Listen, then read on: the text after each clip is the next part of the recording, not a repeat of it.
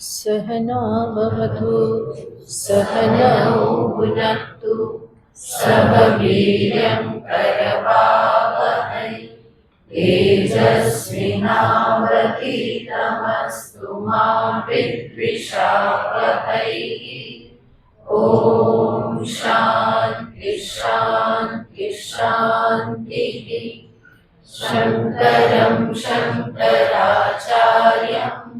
केशवं बादरायणं सूत्रभाष्यकृतौ वन्दे भगवन्तौ पुनः पुनः। ईश्वरो गुरुरात्मेति मूर्तिभेदविभागिने व्योमवद्व्याप्तदेहाय दक्षिणामूर्तये नमः। ॐ पार्थाय प्रतिबोधितां भगवता नारायणेन स्वयं व्यासेन ग्रथितां पुराणमुनिना मध्ये महाभारतम् अद्वैतामृतवर्षिणीं भगवतीम् अष्टादशाध्यायिनी अम्ब त्वामनुसन्दधामि भगवद्गीते भवद्वेषिणीम् अम्ब त्वामनुसन्दधामि भगवद्गीते भवद्वेषिणीम्। श्लोक नंबर 13। श्लोक नंबर 13। श्री भगवानुवाच अद्वेष्टा सर्वभूतानां मैत्रः करुण एव च निर्ममो निरहङ्कारः समदुःखसुखः शमी सन्तुष्टः सततं योगी यथात्मा दृढनिश्चयः मय्यर्पितमनो बुद्धिः यो मद्भक्तः स मे प्रियः यस्मान्नो द्विजते लोको लोकान्नो द्विजते च यः हर्षामर्षभयोद्वेगैः मुक्तो यः स च मे प्रियः अनपेक्षः शुचिर्दक्ष उदासीनो गतव्यतः सर्वारम्भपरित्यागी यो मद्भक्तः स मे प्रियः यो न हृष्यति न द्वेष्टि न शोचति न काङ्क्षति शुभाशुभपरित्यागी भक्तिमान्यः स मे प्रियः।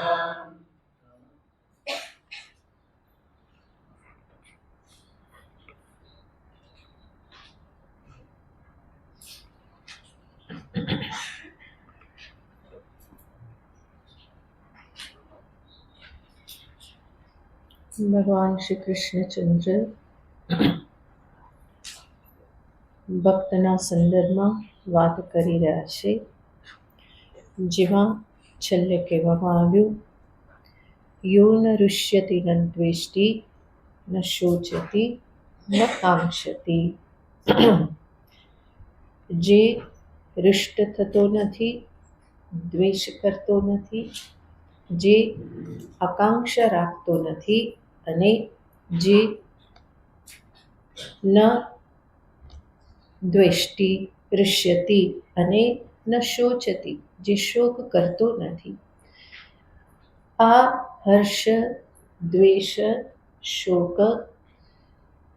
આ બધું જ આવેશ રૂપ છે, મનના આવેશો છે અને જ્ઞાની ભક્ત આ બધાથી મુક્ત છે। એનો અર્થ એના મનમાં આવા બધા આવેશો આવતા નથી।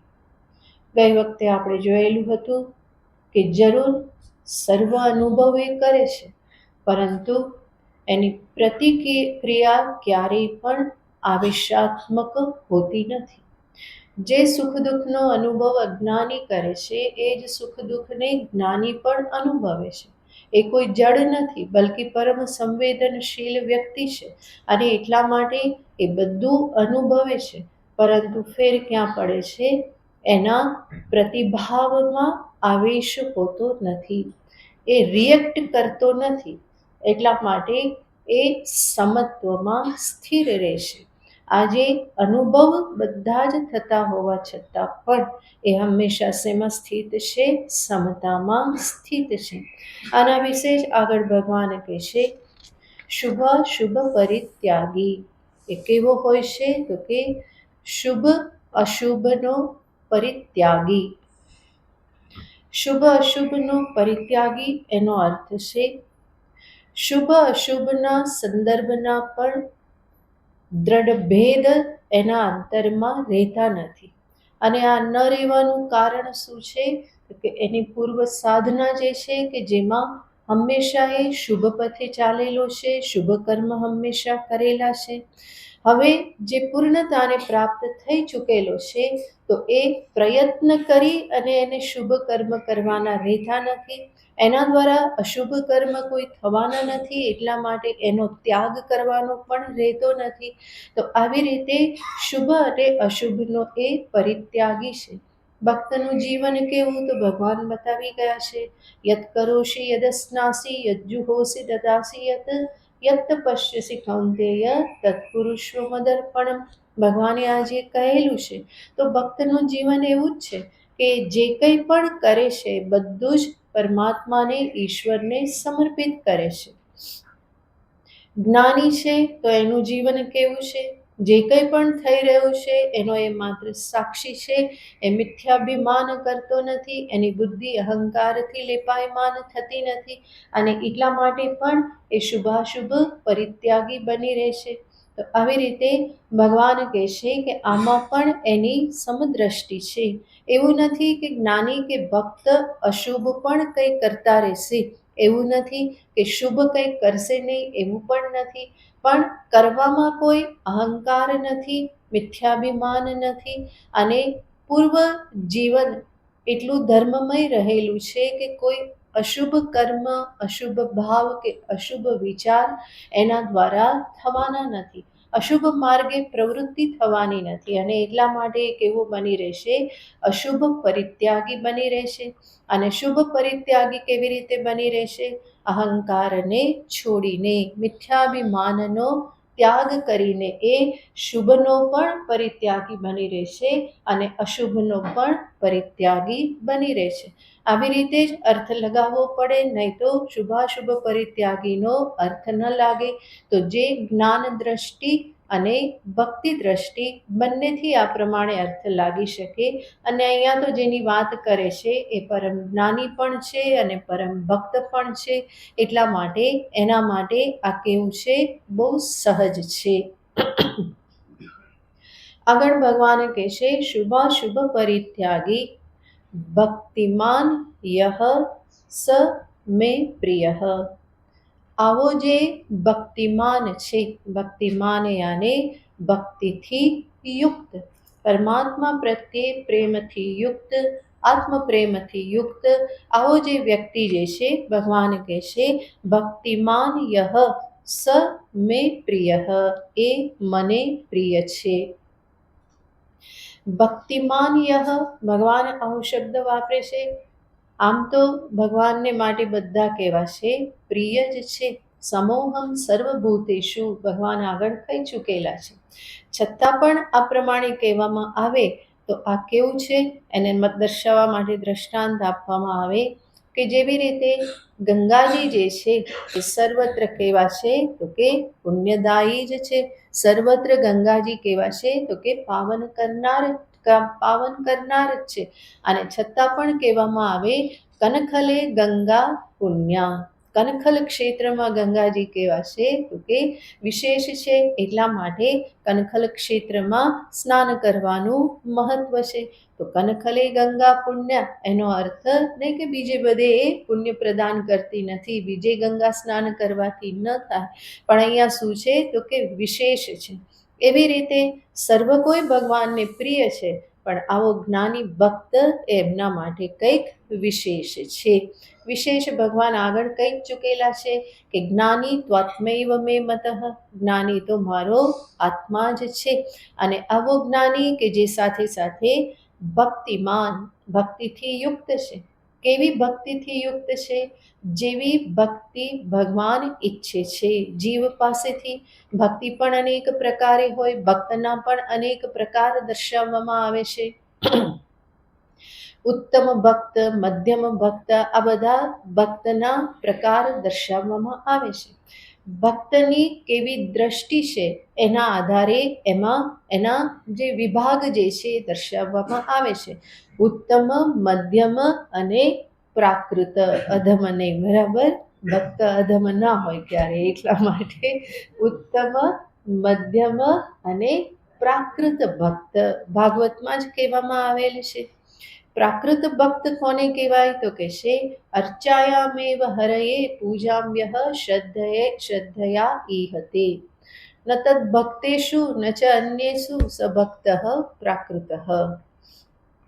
કયા ભક્તને પ્રાકૃત કીધેલો છે તો કે છે જે ભગવાનની પૂજા અર્ચા બધું કરે છે, ભગવાનના માટે આ બધા જે કર્મો જે છે એ શ્રદ્ધાપૂર્વક કરે છે, ત્યાં એનો પ્રેમ છે.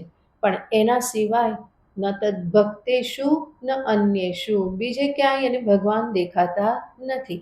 માત્ર ક્યાં દેખાય છે તો કે પોતાના જે ઈષ્ટદેવ છે, જે વિગ્રહ છે, એની સેવા પૂજા એ કરે, એમાં માત્ર એને ભગવાન દેખાય છે. ભગવાન ઈચ્છે છે શું?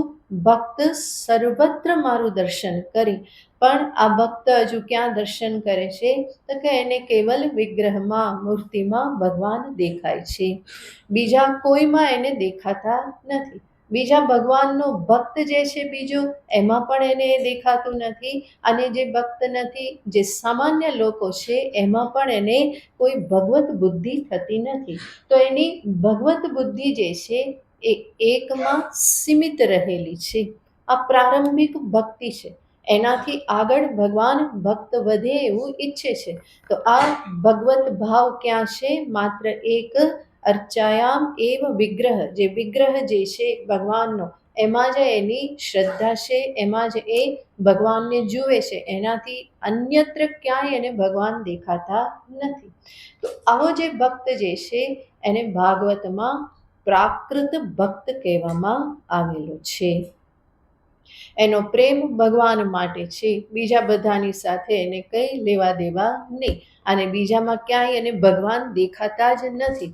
એટલા માટે એ પૂજા અર્ચા કરે તોય ઝઘડા પણ કરતો રહે, ક્રોધ પણ કરતો રહે, કારણ કે એને ભગવાન જણાતા નથી. એટલા માટે એ બીજા બધાને સામાન્ય જીવ જ સમજે છે. તો ત્યાં બધા વ્યવહાર કાલે આ બધા ફરી પાછા દોષો પ્રાપ્ત થવાના જ છે.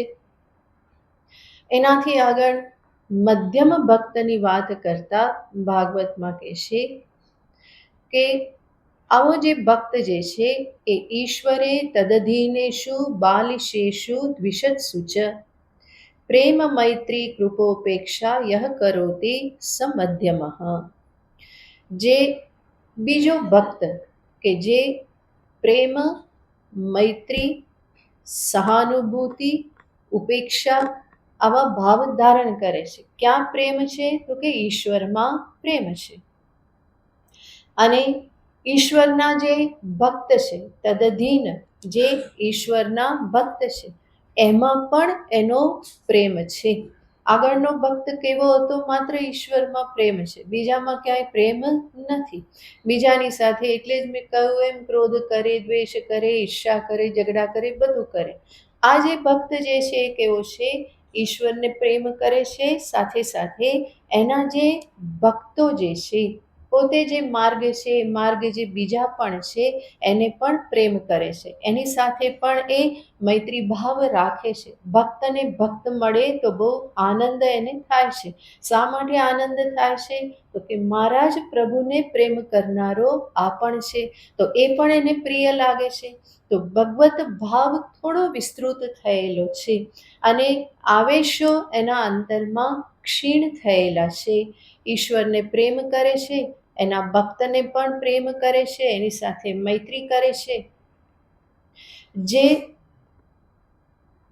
એના ભક્ત નથી પણ બીજા જે સામાન્ય મનુષ્ય જે છે, તો એના પ્રત્યે એ સહાનુભૂતિ કે કૃપા ભાવ રાખે છે.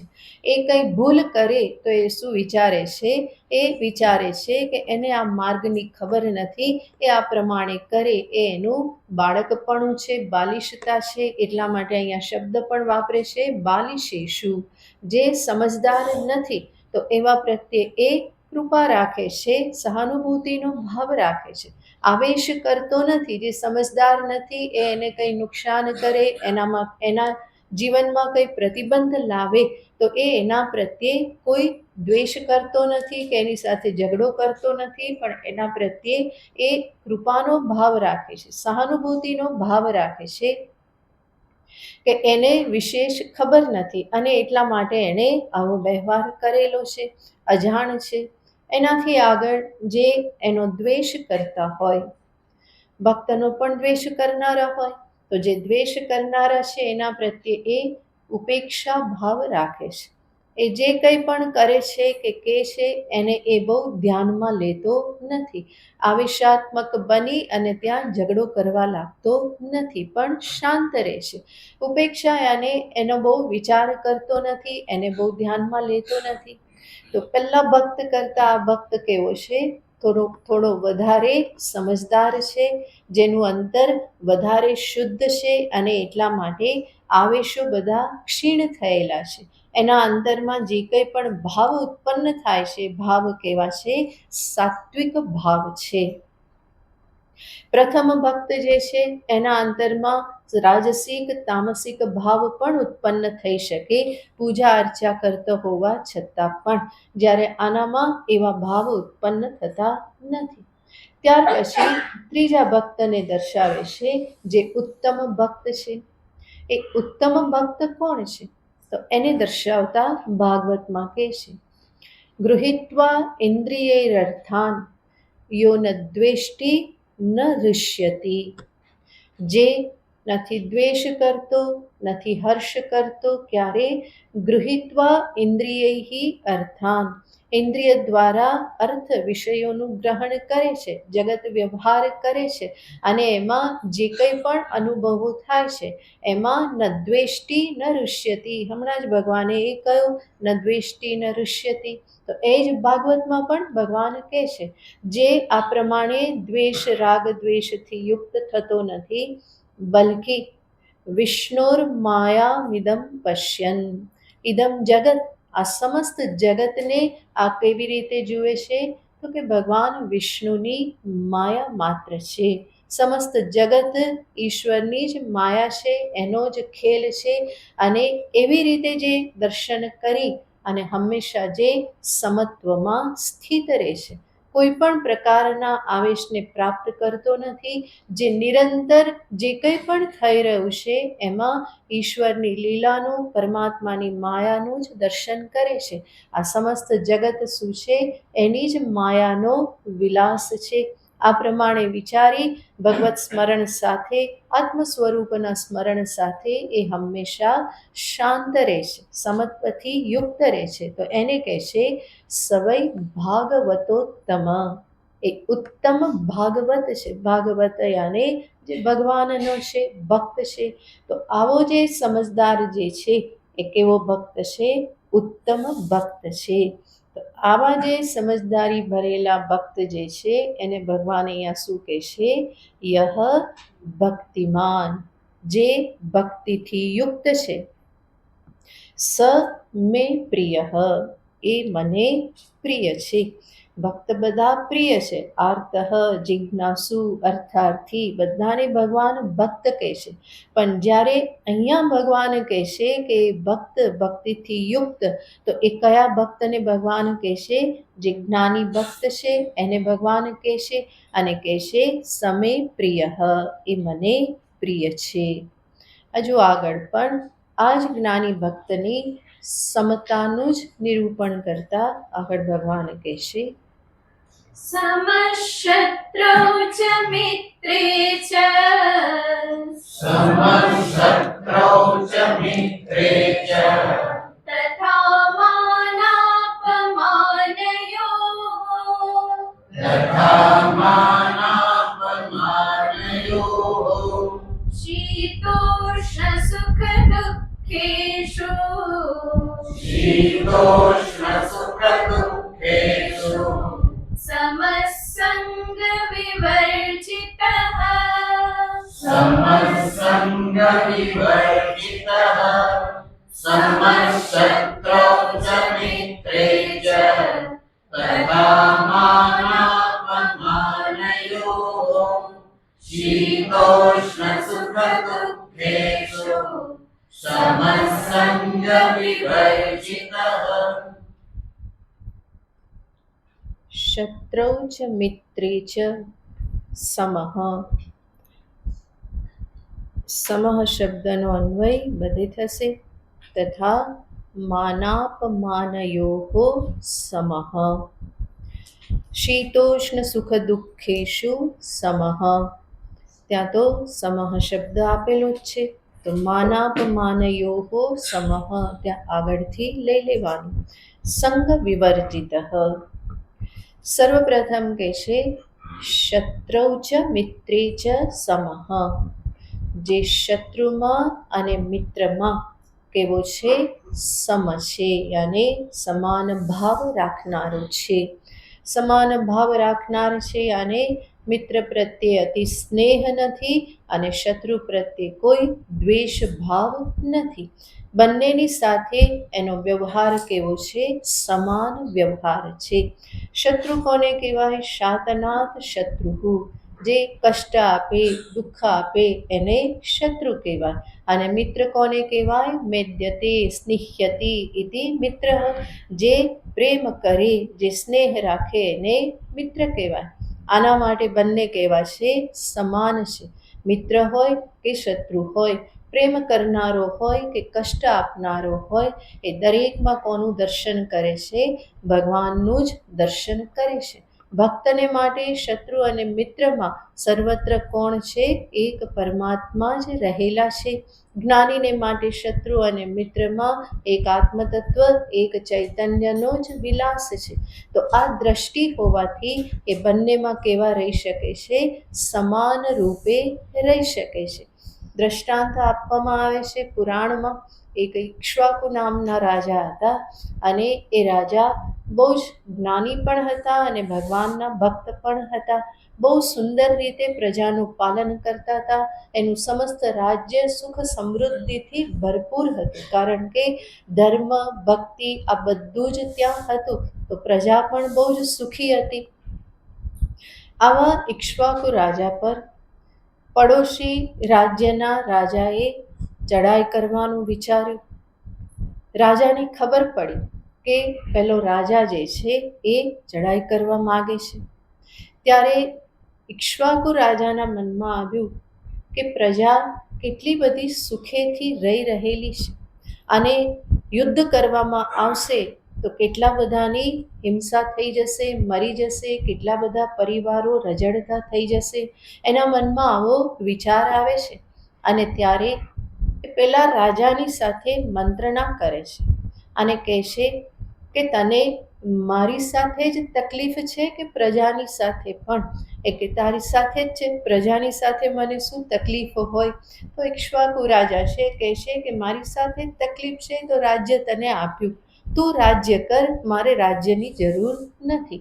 તો એને રાજ્ય આપી દે છે અને ઇક્ષ્વાકુ રાજા પોતે પોતાના જ રાજ્યમાં રસ્તે રજડતા થઈ ગયા અને ભિક્ષાટન કરવા લાગ્યા. એ પ્રભુમાં જ મસ્ત હતા. પોતાને જ્ઞાનની મસ્તી, ભક્તિની મસ્તીમાં મસ્ત રહી અને રાજ્યમાં જ ભિક્ષાટન કરી અને પોતાનું જીવન એ પૂરું કરે છે.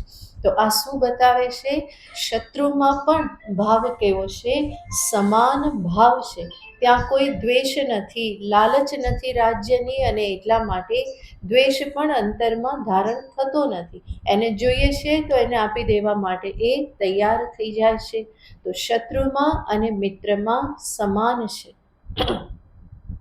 પ્રહલાદ ઉપર કેટલા કષ્ટ આવ્યા, પિતાજીએ જ કષ્ટ આપ્યા, પણ અંતે પ્રહલાદ શું માગે છે? ઋષિ ભગવાન પાસે, મારા પિતાના અપરાધને ક્ષમા કરો. કારણ કે એને ખબર નહોતી કે તમારો મહિમા શું છે, તમારું બલ શું છે.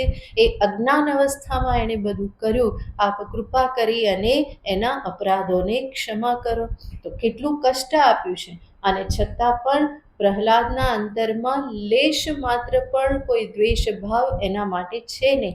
એના કલ્યાણની જ કામના કરે છે. નચિકેતાને મૃત્યુ પાસે પિતાએ મોકલી દીધા, અને છતાં પણ ત્યાં યમરાજા પાસે નચિકેતા પહેલું વરદાન શું માગે છે? કે મારા પિતા ચિંતામાં હશે, એમણે આવેશમાં આવીને મને અહીંયા મોકલી દીધેલો છે, હવે ચિંતા કરતા હશે. તો પહેલું વરદાન એમણે એ જ માગ્યું કે મારા પિતા જે છે એનું મન શાંત થાય અને સુખની નિદ્રા આવી જાય, આ બધી ચિંતાથી એ મુક્ત રહે. તો યમરાજા પાસે પહેલું વરદાન જ આ માગે છે. યુધિષ્ઠિર પણ કેવા છે? તો કે આવા જ છે. એના અંતરમાં પણ કોઈ કુભાવ ક્યારેય આવતો નથી, અને એટલા માટે એને હેરાન કરનાર દુર્યોધનને પણ એ હંમેશા કયા શબ્દથી બોલાવતા? સુયોધન કહેતા. એને દુર્યોધન ના કહેતા, હંમેશા એને સુયોધન કહેતા, કારણ કે એના અંતરમાં એવો કોઈ દ્વેષભાવ નથી. આ તો યુદ્ધ કરવું પડ્યું, કારણ કે અર્જુન ને ભીમ સાથે હતા. એ કહેતા કે કરવું પડે, કરવું પડે. બાકી યુધિષ્ઠિર તો શું કે છોડી દઈશું, કે હવે શું કરવાનું, કે એક ગામ આપે, એક ગામે ના આપે તો કઈ નહીં, અહીંયા તો પડ્યા જ છીએ ને રહ્યા જ છીએ. તો યુધિષ્ઠિર ધર્મરાજ છે અને નિષ્કલંક છે, કોઈ અંતરમાં એવા ભાવ નથી. તો એ દુર્યોધનને બધું આપી દેવા તૈયાર, પણ આ બાજુથી અર્જુનને, ભીમને, પાછા દ્રૌપદી, બધા એમને કે આવું ના કરાય, આવું ના કરાય, યુદ્ધ તો કરવું જ જોઈએ. ભીમ તો ત્યાં સુધી કે આ કેટલા વર્ષનો અજ્ઞાતવાસ હતો? 14 વર્ષનો. 12 વર્ષનો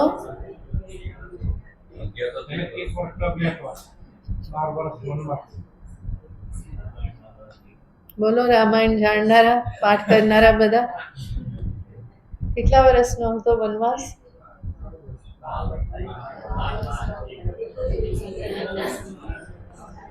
શું યાર, આવું શબ્દ? 12 વર્ષનો વનવાસ, 13મું વર્ષ અજ્ઞાતવાસ. ઓકે, હવે શાંત. 12 વર્ષનો વનવાસ. તો ભીમ તો એવું કે આ 12 વર્ષ કે ભાઈ કાઢવાના ના હોય. યુધિષ્ઠિરને કે આ 12 વર્ષ એટલે શું સમજવાનું? કે શાસ્ત્રમાં કહેલું છે કે એક પક્ષ 15 દિવસ એટલે શું? સંવત્સર. પક્ષ સંવત્સર. તો કે 15 દિવસ એટલે શું થઈ જાય? 1 વર્ષ થઈ જાય. આપણે કેટલા કાઢવાના?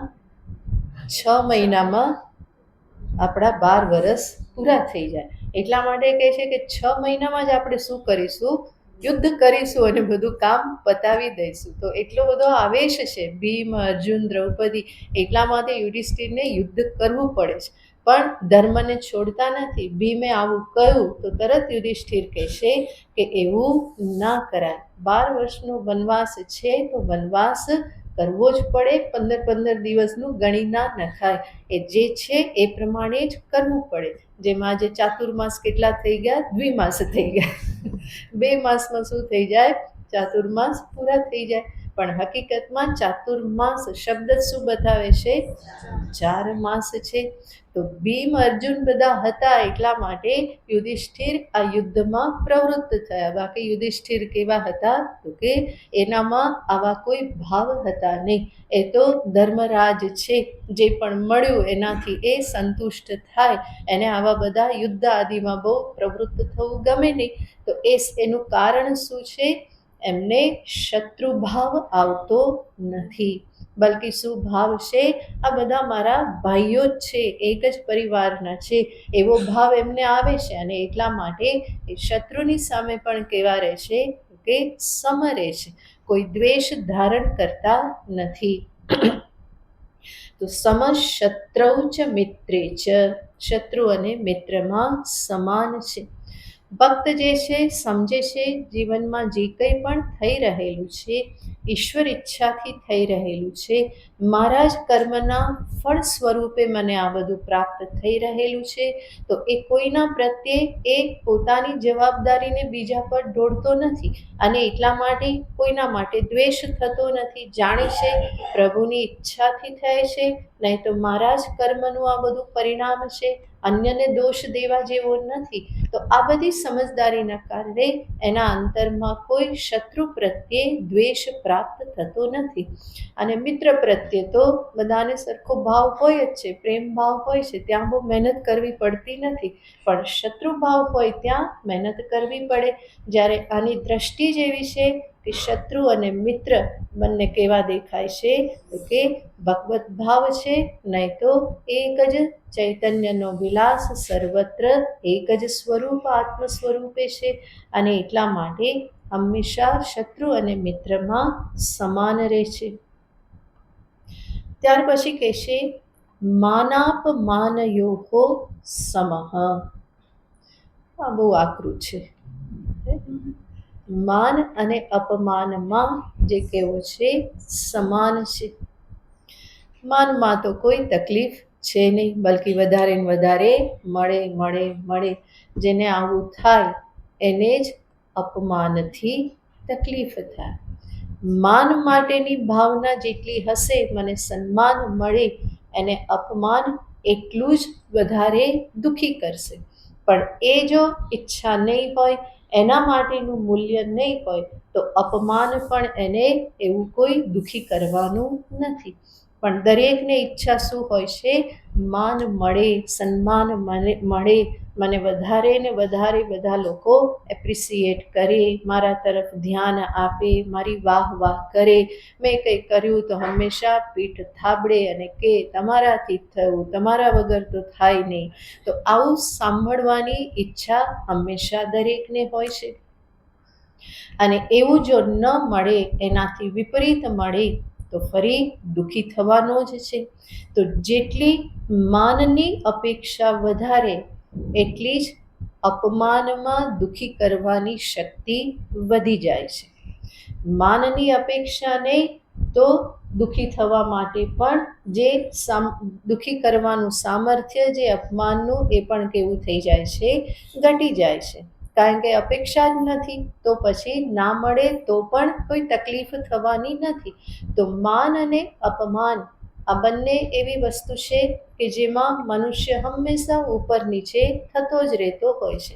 નાની નાની વાતોમાં પણ એ પોતાના અપમાનને સમજી લે. નાનું કંઈ થાય તો જાણે બહુ માન મળ્યું એવું પણ સમજી લે. એટલા માટે 2-4 ફૂલડા ચડે તો પેલો ફૂલાઈ જાય, અને 2-4 ફૂલડા નહીં આવ્યા તો એ ફૂલ તો કરમાતા કરમાય, આ પહેલો કરમાઈ જાય કે આજ કંઈ મળ્યું નહીં.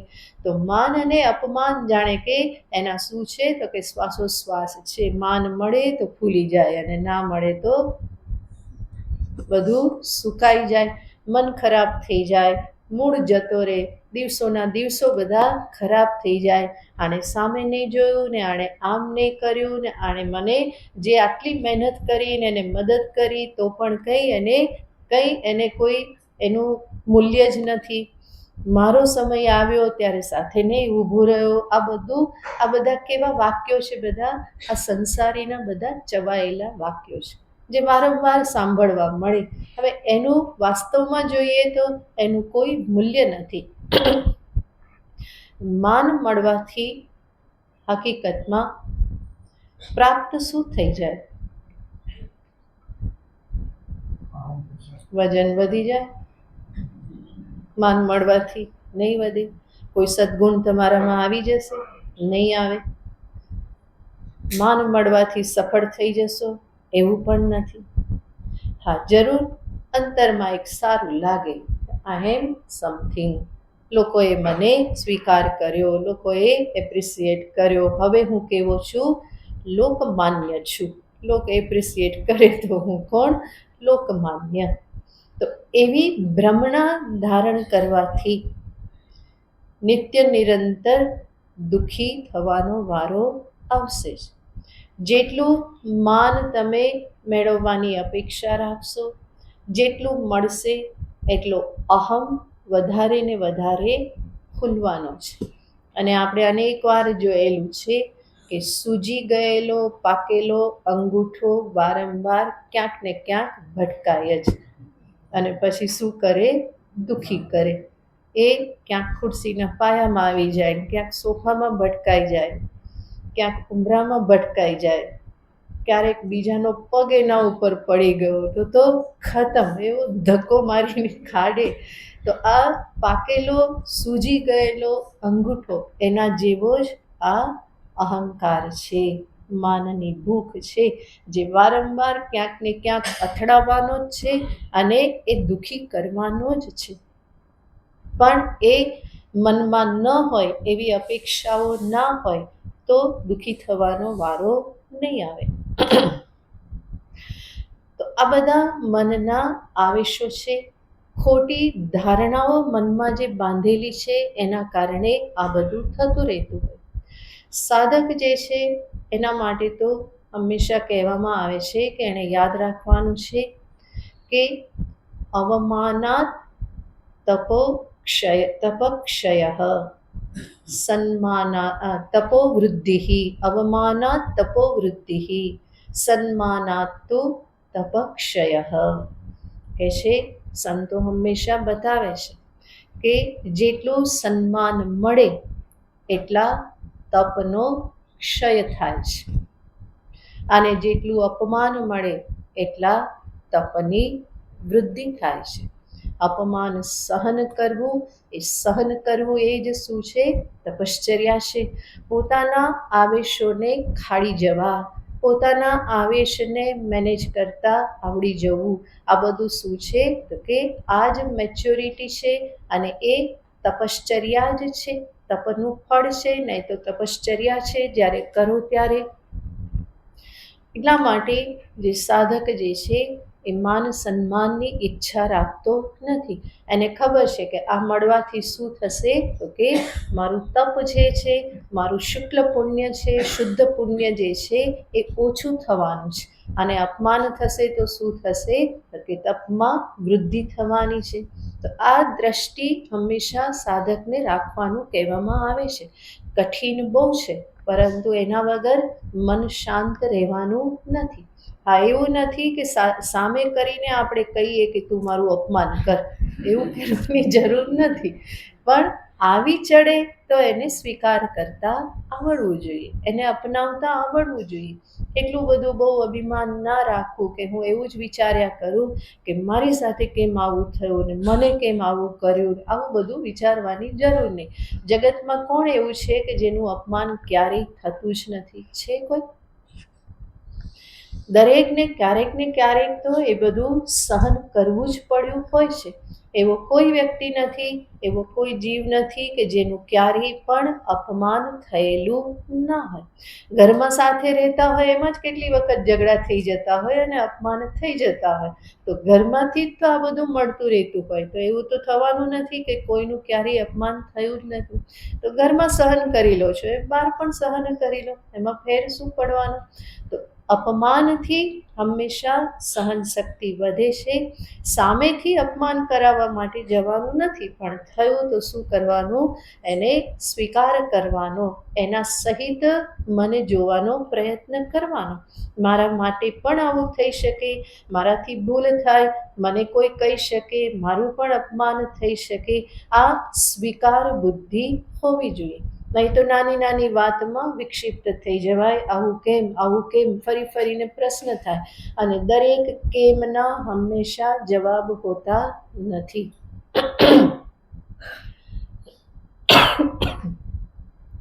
બહુ કેમ કરીએ, બધા જવાબ તો મળવાના નથી. એટલા માટે આપણને જ જવાબ આવવો જોઈએ કે કેમ, તો આપણે કહીએ એમ, બસ વાત પૂરી થઈ ગઈ. આગળ બહુ વિચારવાની જરૂર નહીં. જે થયું તો કેમ થયું, બસ એમ થયું, થઈ ગયું. હવે એનાથી આગળ વધો.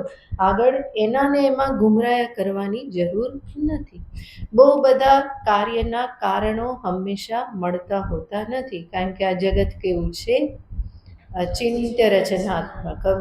સવારે આજ સાંભળ્યું ને કે જગત કેવું છે, અચિંત્ય રચનાત્મક છે. સ્વપ્નેન્દ્ર જાલ સદૃશમ અચિંત્ય રચનાત્મકમ દૃષ્ટ નષ્ટ જગત પશ્યન કથમ તત્રાનુરજ્યતિ. એની પાછળ દુઃખી હેરાન ક્યાં થાય? કારણ કે જાણે છે જગત કેવું છે, અચિંત્ય રચના રૂપ છે. કોઈ એક વ્યક્તિ પોતાના આખા જીવન દરમિયાન બીજી એક વ્યક્તિને હંમેશા ખુશ રાખી શકતો નથી. આ સંભવ જ નથી કે તમે કોઈ એક વ્યક્તિને પણ જીવનભર તમારાથી ખુશ રાખી શકો. સંભવ જ નથી. તમે ના રાખી શકો ને એ પણ તમને ના રાખી શકે.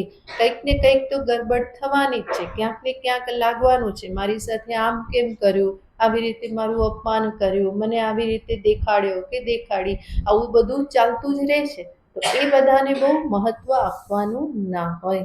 જે પણ થયું સ્વીકાર કરી અને આગળ પોતાના લક્ષ્ય પ્રતિ આગળ ચાલો. કોઈએ અપમાન કર્યું તો સમજવાનું કે સારું થયું, મારા પાપ કષ્ટ, એ પાપ જે છે એ કપાઈ ગયું. અને કોઈએ માન મળ્યું તો શું સમજવાનું, મારું પુણ્ય લઈ ગયો. એટલા માટે મારે માન નથી જોઈતું. શું જોઈએ છે?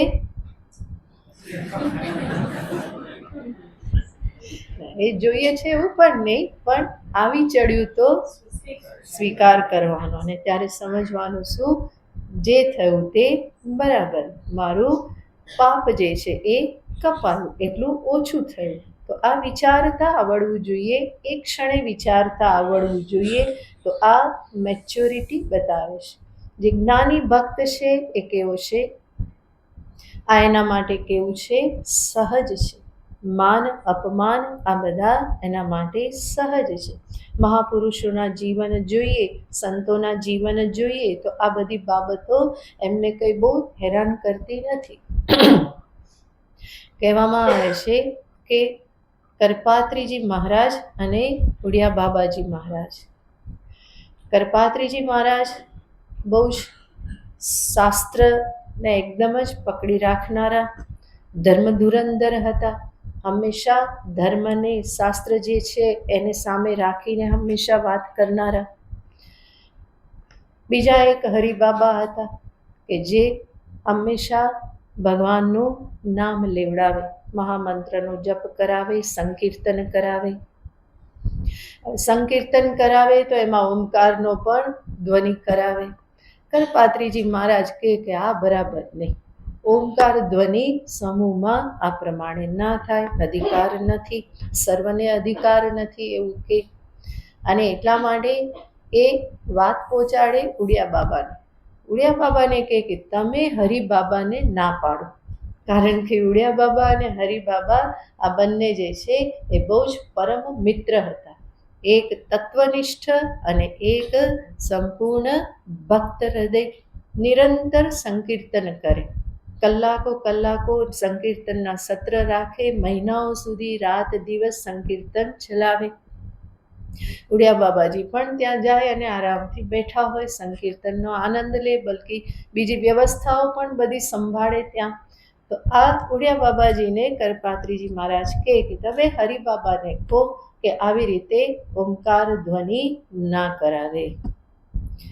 ઉડિયા બાબાજી કે હરિબાબા બધું જાણે જ છે, હું શું કરવા કહું, કે મારે શું કહેવાનું હોય, એ પણ પરમ સંત છે, હું એને શું કહેવા જાઉં કે. એટલા માટે ઉડિયા બાબાજી કહે નહીં. તો કરપાત્રીજી મહારાજને સારું ના લાગે.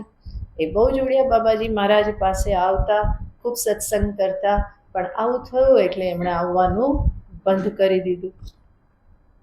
હવે આવું બંધ થઈ ગયું તો અખંડાનંદજી મહારાજને તો બહુ અંદર પેલું લાગે, કારણ કે કરપાત્રીજી મહારાજની સાથે પણ ખૂબ રહેલા છે અને એમનું જીવન પણ એમણે જોયેલું છે કે કેટલું તપોમય જીવન છે, શાસ્ત્રમય જીવન છે. ઉડિયા બાબાજી મહારાજને તો એ પોતાના ગુરુ જ સમજે છે, એમનાથી જે આગળ વધેલા છે. તો એમને મનમાં થાય કે આવું નહીં થવું જોઈએ, કરપાત્રીજી મહારાજ આવતા બંધ થઈ ગયા, એવું કેમ ચાલે? તો એમણે ઉડિયા બાબાજી મહારાજને વાત કરી કે કરપાત્રીજી મહારાજ અહીંયા આવતા નથી બાબાજી, પણ કે એ આવેલા છે આપણા જ ગામમાં. તો કે એ ના આવે પણ આપણે તો જઈ શકીએ. ઉડિયા બાબાજી કે હા જઈ શકીએ, ચલો જઈએ. તો એમને તો કંઈ હતું નહીં મનમાં કે ચલો જઈએ. અખંડાનંદજી મહારાજ, ઉડિયા બાબાજી, બીજા એક બે સંતો બધા કરપાત્રીજી જ્યાં હતા એ કુટિયા પર એને મળવાને માટે નીકળ્યા. આ બાજુથી કોઈકે સમાચાર પહોંચ્યા કરપાત્રીજીને કે બાબાજી આવે છે. તો કરપાત્રીજી પણ જ્યાં બેઠા હતા ત્યાંથી દોડ્યા, એમના મનમાં પણ કંઈ નહીં, એ પણ એની કુટિયામાંથી દોડ્યા અને બાબા પણ અહીંયાથી ગયા અને એમનું એકદમ સ્નેહ મિલન થયું. તો આમ તો કંઈ નથી સંતોના મનમાં. તો આ શું બતાવે છે કે કંઈ મનમાં પકડીને રાખતા નથી. ઉડિયા બાબાજી મહારાજ હોય કે કરપાત્રીજી મહારાજને ખબર પડી તો એ પણ દોડીને સામે આવ્યા. એમણે મનમાં રાખ્યું નહીં કે બાબાજી જોડે હું નહીં બોલું કે આમ કીધું એટલા માટે, એવું કંઈ મનમાં રાખ્યું નથી. તો આ બધી સંતોની મહિમા છે. કેટલી નમ્રતા, કેટલી બધી સરળતા એમનામાં હોય છે. ઉડિયા બાબાજી મહારાજ પણ જ્યારે બિહારીજીના દર્શન કરવા જાય તો એમનામ જ ઊભા રહેલા હોય. એમને યાદ પણ ના આવે કે હાથ જોડવાના, માથું નમાવવાનું, તો એ જોયા કરે તો જોયા જ કરે. એ હાથ ના નમાવે તો બીજા બધા જુએ, એમને તકલીફ થાય કે બાબા દર્શન કરવા આવે છે બિહારીજીના અને હાથ પણ જોડતા નથી, મસ્તક પણ નમાવતા નથી. તો એમની નિંદા થવા લાગી. સંતોને પણ લોકો છોડે નહીં ને, નિંદા કરવામાં તો બધા બહુ માહિર. કંઈક મળવું જોઈએ, બસ એ મળ્યું કે તરત જ એની પાછળ પડી જાય. તો બાબાજીના વિશે પણ બધા આવી વાત કરવા માંડ્યા કે આવે છે બિહારીજીના દર્શને અને મસ્તક પણ નમાવતા નથી. આ વાત અખંડાનંદજી મહારાજ પાસે પહોંચી. તો એમણે બાબાજીને કહ્યું કે બિહારીજીના દર્શન કરવા જાઓ છો તો લોકો આ પ્રમાણે જુએ છે ને વાત કરે છે. ઉડિયા બાબાજી કહે છે હવે દર્શન કરવા જઈએ ને, હું ભૂલી જાઉં તો મારો જરા હાથ દબાવી દેજે, હાથ જોડી દઈશ. વિસ્મરણ થઈ જાય છે, તું મને હાથ દબાવી દેજે જરા, હું હાથ પણ જોડી લઈશ અને નમન પણ કરી લઈશ. કેટલી સહજતા છે, કેટલી સરળતા છે. તો આજ તો સંતોનું મહાત્મ્ય છે, એમના ચારિત્ર્યનું મહાત્મ્ય છે. સમશત્રૌ ચ મિત્રે છે. એને એવું નથી થતું કે મારા વિશે આવું કેમ બોલે છે, આવી કેમ નિંદા કરી, આવો કોઈ ભાવ અંતરમાં આવતો નથી. બસ કેટલો સહજ સરળ ઉત્તર છે, હાથ દબાવી દેજે, હું પગે લાગી લઈશ. પગે ન લાગવું એવું તો અંતરમાં ન હોય, પરંતુ અંતરની સ્થિતિ જ એવી છે કે એ ભૂલાઈ જાય છે અને એટલા માટે થતું નથી. તો હાથ દબાવી દે તો યાદ આવી જાય તો કરી લે. તો આ સંતોનું મહાત્મ્ય છે. તો અહીંયા ભગવાન કહે છે શત્રુ મિત્ર ભાવ એમના અંતરમાં આવતો નથી. સમમ શત્રૌ ચ મિત્રે ચ. ઘણા બધા સાધકો આમાં જ અટવાઈ જતા હોય છે, જેના પરિણામે એનું લક્ષ્ય ચૂકાઈ જાય છે. જ્યારે લક્ષ્યને સામે રાખવામાં આવે તો આ બધી નાની વાતો હંમેશા નાની જ રહે, પણ લક્ષ્ય ચૂકાઈ જાય તો નાની વાત પણ કેવી થઈ જાય છે, બહુ મોટી થઈ જાય છે અને પછી એ સાધન પથમાં પ્રતિબંધ બની જાય છે. તો આવી રીતે જીવનમાં ન થાય એટલા માટે ભગવાનનો આ ઉપદેશ સામે રાખો. હંમેશા જોવાનું છે કે એક આદર્શ ભક્ત કે આદર્શ સાધક જે છે એ કેવો હોય, એનું વ્યક્તિત્વ કેવું હોય. તો સર્વપ્રથમ તો એના મનમાં સર્વ પ્રત્યે પ્રેમ ભાવ હોય, કોઈ દ્વેષ, ઈર્ષા આદિ કંઈ ના હોય. એના વ્યવહારમાં એક વિનય હોય, વિનયની મીઠાશ હોય. એની વાણી જે છે એ પણ સંયમિત હોય અને મધુર હોય. અંતરમાં હંમેશા સર્વહિતની વાંછા હોય. સર્વે ભવંતુ સુખિનઃ, આ સર્વહિતની વાંછા હોય. સંતો મહાપુરુષો સાથેનો સંબંધ હોય કે જે સંબંધમાં હંમેશા પ્રેમ હોય, ભગવાનની મહિમાનું ગાન હોય, વેદાંત ચિંતન હોય. આ એક આદર્શ સાધક ભક્તની રહેણી, એનું જીવન એને આ બતાવે છે. આટલી બાબતોને ધ્યાનમાં રાખવામાં આવે તો મારું જીવન ઘણું બધું વિકસિત થાય, હું ભગવાનમય બનું, વેદાંત ચિંતન પણ મારામાં આત્મસાત થાય. આટલી વસ્તુ હોય તો સાધનામાં પ્રતિબંધો ઓછા આવે. જેટલા પ્રતિબંધ ઓછા આવે એટલી હું ઝડપથી મારું જે પણ ડેસ્ટિનેશન છે, જે પણ મારે લક્ષ્ય છે મારું ભગવત પ્રાપ્તિ કો, જ્ઞાન પ્રાપ્તિ કો, એ હું જલ્દી પ્રાપ્ત કરી શકું. પહેલાં પણ આપણે જોયેલું છે કે અધ્યાત્મ સાધના એ અંતર પરિવર્તનની સાધના છે. બહાર કંઈ પરિવર્તન કરવાનું નથી. બહાર જે છે ઈશ્વર સૃષ્ટિ છે અને એ ભગવાનની સૃષ્ટિ બરાબર જ છે. બહાર તમે કંઈ બદલાવ ના લાવી શકો. તમે લાવી શકો તો ક્યાં લાવી શકો? પોતાના અંતરમાં જ બદલાવ લાવી શકાય. તો સમસ્ત અધ્યાત્મ યાત્રા એ આંતરિક પરિવર્તનની યાત્રા છે. બાહ્ય કોઈ પરિવર્તન કરવાનું નથી અને આપણે કરી શકવાના પણ નથી. કોઈ વ્યક્તિના વ્યવહારને કે એના મનને તમે સુધારી શકવાના નથી જ્યાં સુધી એ પોતે નિશ્ચય ના કરે. હા, તમે એને માર્ગદર્શન આપી શકો, એને બતાવી શકો, પરંતુ પરિવર્તન તો કોણે લાવવું પડે? એણે જ લાવવું પડે. એ નિશ્ચય કરે તો જ પરિવર્તન આવે, બાકી ભગવાન પણ બદલી શકે નહીં. તો દરેકને પોતાનો નિશ્ચય જ દરેકને માટે મહત્વનો હોય છે. એ પોતે કરી શકે, પોતે બદલાવ લાવી શકે, બીજા કોઈ લાવી શકતું નથી. એટલા માટે સાધકની દ્રષ્ટિ હંમેશા પોતાના આંતરિક પરિવર્તન પર હોવી જોઈએ. બીજાને બદલવાની અંતરમાં બહુ ધગશ રાખવી નહીં. માર્ગદર્શન કરો, દિશા બતાવો, ચાલવું કોણે પડે? એણે જ ચાલવું પડે. મોઢામાં કોળીઓ મૂકવા સુધી તમે મદદ કરી શકો. ગળે કોણે ઉતારવું પડે? વ્યક્તિએ પોતાએ એને ગળે ઉતારવું પડે. એ તમે ના કરી શકો. તો જ્યાં સુધી થઈ શકે ત્યાં સુધી બરાબર છે. એનાથી આગળ વ્યક્તિએ પોતાએ જ કરવું પડતું હોય છે. તો જે સાધક છે, ભક્ત છે, એણે આ હંમેશા સામે રાખવાનું છે કે સુધાર મારે મારામાં કરવાનો છે અને બીજા માટે હું કંઈક કરું તો પણ કરી અને પછી દુરાગ્રહથી મુક્ત રહેવાનું છે. માર્ગ ભૂલેલા જીવન પથિકને માર્ગ ચીંધવા ઊભો રહો. કરે ઉપેક્ષા એ માર્ગની તો એ સમતા ચિત્ત ધરું. તો સમતા હંમેશા ચિત્તમાં ધરવાની છે.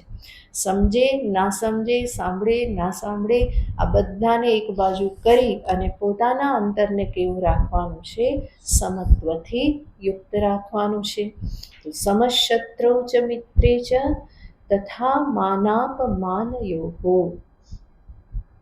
હજુ આગળ પણ ભગવાન કહેશે શીતોષ્ણ સુખ દુઃખેષુ સમઃ. શીત, ઉષ્ણ, સુખ, દુઃખ આ બધા દ્વંદ્વમાં જે સમાન રહે છે. કૃષ્ણને સમાનતા જ પરમ પ્રિય છે અને એટલા માટે ફરી ફરીને એ દરેક લક્ષણમાં, ચાહે સ્થિતપ્રજ્ઞના લક્ષણ હોય, જ્ઞાની ભક્તના હોય, ગુણાતીતના હોય કે પછી સાધકને માટે કહેવામાં આવેલા અમાનિત્વમ અદંભિત્વમ, ત્યાં પણ કહે છે નિત્યમ ચ સમચિત્તત્વમ ઇષ્ટાનિષ્ટોપપત્તિષુ. તો દરેકને માટે હંમેશા સમતાનું વિધાન કરે છે. તો કૃષ્ણને એ પરમ પ્રિય છે, એટલા માટે ફરી ફરીને બધામાં એ શું કહે છે? સમત્વ. જ્ઞાની ભક્તને માટે સહજ છે, સાધકે એ સમત્વને પ્રાપ્ત કરવાને માટે નિત્ય નિરંતર જાગ્રત રહી અને પ્રયત્ન કરવાનો હોય.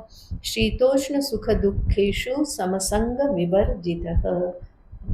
પછી જોઈશું.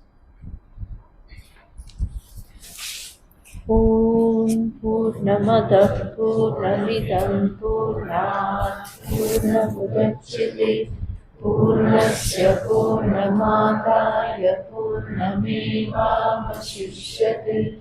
ઓમ શાંતિ શાંતિ શાંતિ. હરિ ઓમ શ્રી ગુરુભ્યો નમઃ. હરિ ઓમ.